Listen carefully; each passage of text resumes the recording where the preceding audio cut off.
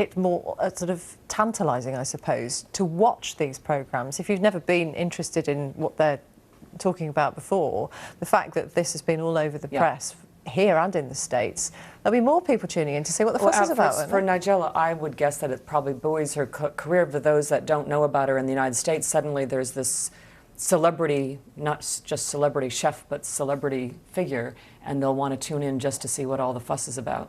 Won't there be a pressure, though, for the police to at least go and have a word with her? I think there will be a pressure now. It's on the front page of, you know, a leading national newspaper. Whether they do anything or not remains to be seen. Yeah. My vote's no. I wouldn't suggest so. Let's look at your paper tonight, Kate. The Herald, we've got that in. Scotland's best quality paper, it says at the top. They would say that, wouldn't they? Megrahi family plan to appeal against his conviction. This is Abdul Basit Ali Mohammed al-Megrahi, of course, who was found guilty of the Lockerbie bombing. But there were often, particularly in this country, and we're going to talk to you, Colleen, about how it was perceived in the United States, obviously very different, a sense that if al-Megrahi was responsible at all, he wasn't responsible on his own.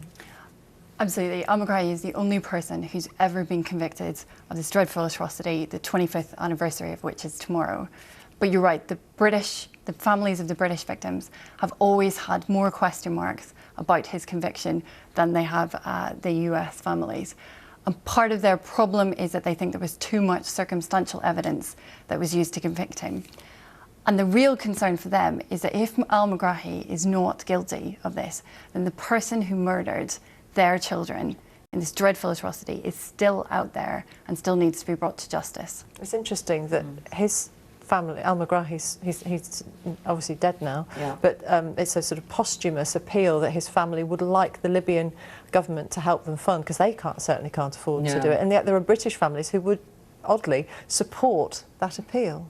Not necessarily so in the States. Yeah, and this is on the eve of the 25th anniversary coming out, and I'm not sure what the difference is between the United States and the UK, why it's viewed so differently.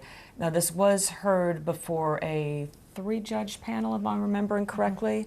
It was held in Scotland, but no. It was held in the Netherlands. It was held under it was a Scottish court in the Netherlands. Yes. And so it's just hard to believe that 3 judges with evidence in front of them, how are we going to now find out something when it's 25 years later? So they couldn't find it out then. How are we going to be discovering something new now? Isn't some of that to do with the fact that obviously Colonel Gaddafi is no longer in power, and even towards the end of his time, and when the Labour government were in power, there was a sort of rapprochement, if you like, between us and Libya, which a lot of people weren't very comfortable with at all. So there is a change in relationship, certainly now, between Britain and there's a Libya. change in the evidence that we might be able to access. We don't know as yet, but we do know that Scottish prosecutors went to Libya earlier this year to have talks with their Libyan counterparts to start to do some work on Lockerbie. So if they kept records and we're now actually able to get in there, we might find something out, whereas before we couldn't. Yes, it's amazing, isn't it, all that time later, and obviously the reason it's on the front page is because of that, the anniversary of that terrible day that many of us do remember all too clearly. Let's move on and talk about the Independence front page. EU migration yet again. Gosh, we can't get away from it, can we? Talking Turkey. Cameron's biggest EU gamble yet, a seasonal headline, but obviously talking about the country, not the bird. Whether David Cameron will get any traction with this, we don't know. Saying that if he wants Britain to agree to the European Union growing and accepting new members, that he would insist that there was a curb on the number of migrants who could come to Britain from that newly acceded country. There might be behind the scenes some support for this amongst other EU member states, but they're not being very vocal about it at the moment. I think part of that is because if this is any kind of threat at all, it's a delayed threat. We're not really expecting Albania or Turkey to even apply for EU membership for another 10 years. This is about kind of setting out your stall, staking a position.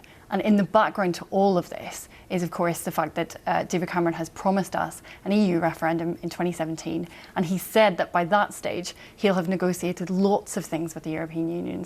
And there'll be a really different relationship with the European Union. So sort of putting this out as this is what the sort of thing that I'm going to be getting in order to make the EU Absolutely. palatable and to keep us in. And part of the problem is he hasn't actually got anything at the moment, and he doesn't need all this stuff to be there by 2017. He needs all this stuff to be there by 2015, because that's when voters go to the polls. That's right. And when voters That's actually right. care about this. Yeah, my problem with this story is how are they relating to the free movement of goods, services, and people that is at the heart and foundation of the EU? And so are we going to be able to change the ground rules now? And how can you say it's free movement of people for some countries but not for others? And if you're a poor country, then you don't have free movement. If you've got a better standard of living, then you do. Oh, for the gift of hindsight, I For suppose Romania and Bulgaria. Well, it's too late, isn't it, for that? Yeah. As much as they might try and sort of manoeuvre. But as you say, we always knew that these were the sort of basic tenets of the EU. But it wasn't necessarily recognised at early doors, was it, that it would get so big? Yeah, how could they not have seen that coming? And what I also don't understand is why do we not have different rules for the UK on how long it takes before you can start receiving benefits? Because some of the other EU countries, they're trying to implement that now, but why Spain has different rules, France does. Why are we under scrutiny here on that?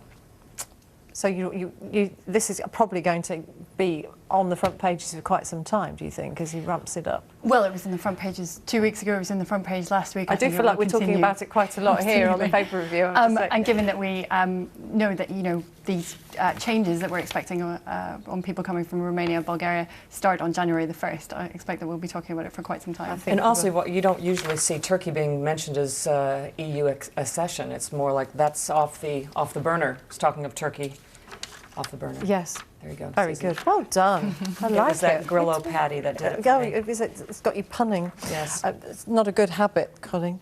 Daily Express, final one. Christmas Day, snow is on the way. Forecasters said last night there's a strong chance snow will fall on the big day. I wonder what odds the bookies are giving it. Apparently they've cut their odds. But as pretty as it looks, if people are moving around, sorry to sound, like a Grinch. stuffed shirt. Yeah, absolutely, the Christmas Grinch. It's hard work, isn't it? Look, I've got to tell you, I've got skin in this game. I have a flight home to Belfast for Christmas at 4 o'clock on Christmas Eve. And if it starts to snow any time before that, I could be stuck here for Christmas. So after your flight lands, then let it Then snow. Yeah. Well, I will be in California. We checked the weather, 72 degrees. That's 22. And so send me pictures. The only snow you will have will come from a can. Yes, Is that right? that's it. Spray on your That's it. window. Spray snow. Yeah. I'll swap places with you, gladly. That's the papers for tonight. Thank you to Kate and to Colin. It's lovely to see you both. Thank you very much for coming. As David says here on BBC News at midnight, after a jury clears Nigella Lawson's former assistance of fraud, we'll have more on the fallout from the case. Coming up next, it's time for Sports Day.